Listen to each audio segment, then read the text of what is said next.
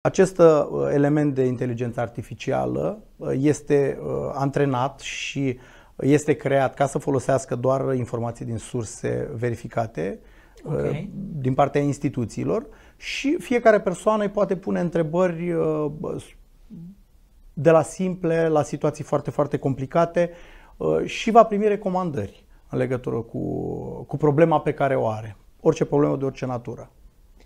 În cazul ăsta nu-mi rămâne decât să mă bucur de toate informațiile pe care ne le-ai oferit și îți mulțumim.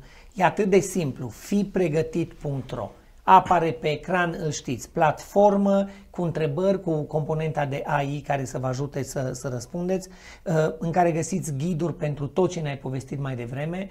Nu există scuză să mai plecăm în orice formă de vacanță sau concediu la munte, la mare și să fim nepregătiți. Totul e la îndemână. E doar să ne dorim să fim pregătiți și să avem un concediu liniștit. Nu?